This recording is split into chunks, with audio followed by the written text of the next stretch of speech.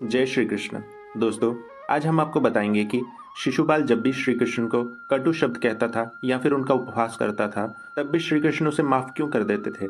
दरअसल श्री कृष्ण ने शिशुपाल की माता को वचन दिया था कि वे उसके 100 अपराधों को क्षमा कर देंगे, अर्थात उसे सुधरने के 100 मौके देंगे। इस कथा का वर्णन श्रीमद् भागवत पुराण के 10वें स्कंद में, महाभारत के सभा पर्व में तथा और भी कई ग्रंथों में मिलता है। शिशुपाल भगवान विष्णु का वही द्वारपाल था जिसे सनकादि मुनियों ने श्राप दिया था। ये वही जय और विजय हैं जो अपने पहले जन्म में हिरण्यकश्यपु और हिरण्याक्ष बने थे, जो अपने दूसरे जन्म में रावण और कुंभकर्ण बने थे तथा अपने अंतिम जन्म में कंस और शिशुपाल बने थे। सनकादि मुनियों ने जय और विजय को ये श्राप दिया था कि वे अपने 3 जन्म तक भगवान विष्णु के शत्रु बनेंगे और भगवान विष्णु द्वारा उनका उद्धार भी होगा। शिशुपाल के जन्म की कहानी बहुत ही रोचक है। शिशुपाल वासुदेव जी की बहन और छेदी के राजा धर्मघोष का पुत्र था। इस तरह से वो श्री कृष्ण का भाई लगा। जब शिशुपाल का जन्म हुआ तो वह बड़ा ही विचित्र था। जन्म के समय उसकी 3 आंखें और 4 हाथ थे। ये देखकर शिशुपाल की माता बहुत ही चिंतित हुई और उन्हें लगा कि उनके घर में पुत्र के रूप में किसी राक्षस का जन्म हुआ है। इस भय से उन्होंने शिशुपाल को त्यागने का फैसला कर लिया। लेकिन तभी आकाशवाणी हुई कि इस बच्चे का त्याग ना करें। जब सही समय आएगा तो इस बच्चे की अतिरिक्त आंख और हाथ गायब हो जाएंगे। लेकिन इसके साथ ये भी आकाशवाणी हुई कि जिस व्यक्ति की गोद में बैठने के बाद इस बच्चे की आंख और हाथ गायब हो जाएंगे, वही व्यक्ति इसका वध करेगा। आकाशवाणी सुनने के बाद शिशुपाल के माता पिता की चिंता तो चली गई, लेकिन उन्हें उसके वध की चिंता सताने लगी। 3 नेत्र और 4 हाथ वाले विचित्र बालक का समाचार सुनकर पृथ्वी के अधिकांश राजा उसे देखने के लिए आए।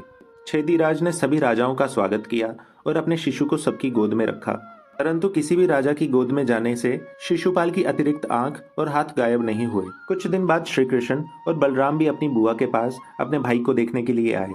उस समय श्री कृष्ण की बुआ ने बड़े ही प्यार से शिशुपाल को श्री कृष्ण की गोद में रख दिया। श्री कृष्ण की गोद में आते ही बालक शिशुपाल का अतिरिक्त नेत्र और दोनों भुजाएं गायब हो गई थी।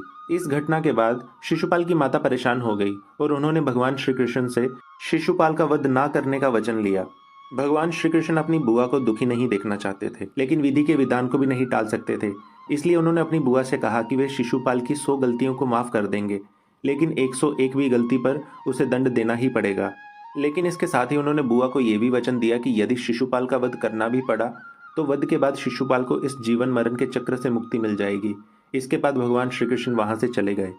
शिशुपाल श्री कृष्ण को इसलिए भी शत्रु मानता था क्योंकि शिशुपाल रुक्मणी से विवाह करना चाहता था, लेकिन रुक्मणी भगवान श्री कृष्ण से प्रेम करती थी और उन्हीं से विवाह करना चाहती थी। रुक्मणी का भाई राजकुमार रुक्मी भी चाहता था कि शिशुपाल की शादी रुक्मणी से हो, लेकिन रुक्मणी की प्रार्थना करने पर भगवान श्री कृष्ण रुक्मणी को महल से भगाकर ले आए। इस बात से भी शिशुपाल भगवान श्री कृष्ण से द्वेष करता था। एक बार की बात है कि जरासंध का वध करने के बाद श्री कृष्ण, अर्जुन और भीम इंद्रप्रस्थ लौट आए। तब धर्मराज युधिष्ठिर ने राजसूय यज्ञ की तैयारी करवा दी। इस महान अवसर पर सभी संबंधियों और रिश्तेदारों को बुलाया गया। प्रतापी राजाओं को भी आमंत्रण दिया गया। इस मौके पर श्री कृष्ण और शिशुपाल भी आमंत्रित किए गए थे। राजसूय यज्ञ की समाप्ति पर नारद मुनि ने युधिष्ठिर से पूछा कि यज्ञ का प्रथम अर्घ्य किसे समर्पित किया जाए। तब युधिष्ठिर ने पितामह भीष्म की ओर देखते हुए उनकी राय जानना चाही।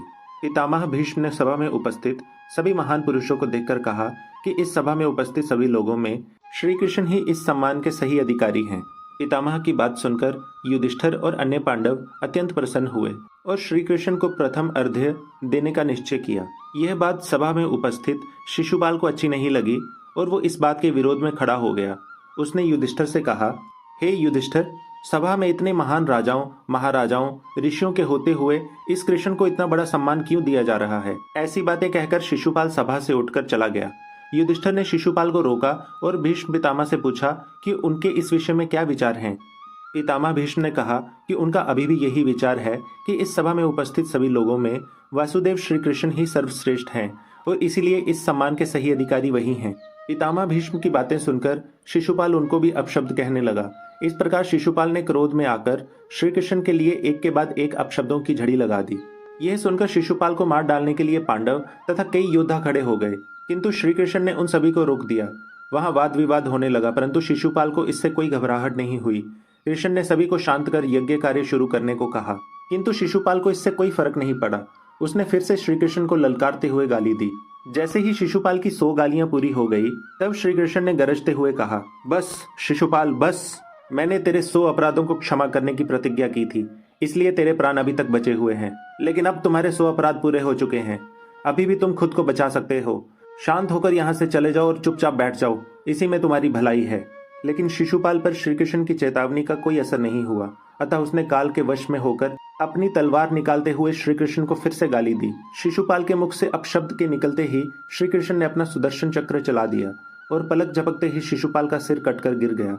उसके शरीर से एक ज्योति निकलकर भगवान श्री कृष्ण के भीतर समा गई। दोस्तों, आपको ये कहानी कैसी लगी इसे कमेंट सेक्शन में ज़रूर बताइए और इस वीडियो को लाइक करिए और ज़्यादा से ज़्यादा शेयर करिए। जय श्री कृष्ण।